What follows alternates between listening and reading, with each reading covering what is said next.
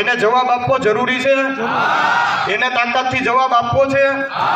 તો તમારા માધ્યમથી આજની સભામાં હું એ લોકોને જવાબ આપું છું કે ભાઈ અલ્પેશ ઢોલરિયા ગોંડલનો દીકરો છે, લેવા પટેલ સમાજનો દીકરો છે. અલ્પેશ ઢોલરિયાએ ભૂતકાળની અંદર ગોંડલના 18 વર્ષના લોકોને રાખીને એને ખૂબ સારા એવા કાર્યો કરેલા છે. એના બધાને આપણે સૌ સાક્ષી છીએ.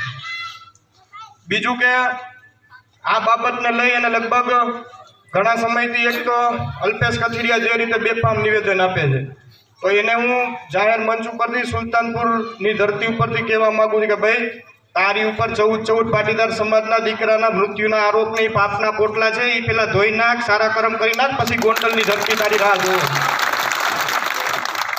બીજો મેહુલ બોગરાને તમે બધા મિત્રો ઓળખતા હશો, વડીલો અને માતાઓ બહેનોએ બધા એના વિડીયો જોયેલા હશે.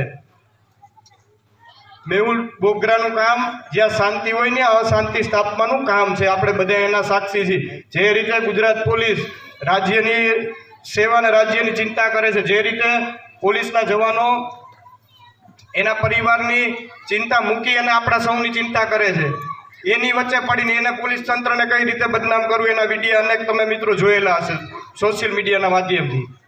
બીજો તમને તાજેતરનો દાખલો આપું ગોંડલનો, કે જ્યાં બંને સમાજ વચ્ચે શાંતિ સ્થપાણી, એ જોઈ ન શક્યું અને અશાંતિ સ્થાપવા માટે થઈ અનેક આવા નિવેદનો આપ્યા કે ન આપ્યા? તમે બધા સાંભળ્યું કે નથી સાંભળ્યું ભાઈ? બે હાથ ઊંચા કરીને ખાલી એમ નમ નહીં, આજ હું દિલથી આવ્યો છું.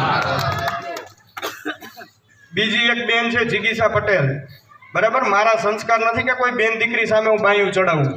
એને અહીંથી જાહેર મંચ ઉપરથી કહેવા માગું છું કે ભાઈ તું તારું ઘર નથી સાચવી શકી, તારા ઘરની અંદર કોઈ પણ વડીલો હોય, કોઈ પણ યુવાનો હોય, એને મેદાનની અંદર મોકલી દે. તું જેટલા પ્રશ્ન પૂછીશ એની જવાબ દેવાની મારી પૂરી તૈયારી છે.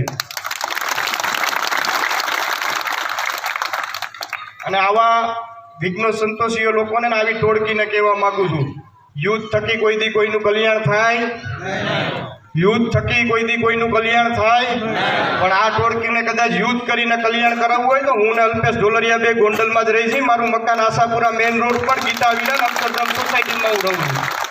મારી ગાડી તમને રાતે 2 વાગે આપણા ગોંડલના ગ્રામ્ય વિસ્તારની અંદર જોવા મળે અને બપોરે 12 વાગે મારી ગાડી ગોંડલની અંદર આપણા તાલુકાની અંદર જોવા મળે. માનું ધાવણ થયા હોય ને મરદના દીકરા હોય ને તો આડે આવી જાજો એકવાર.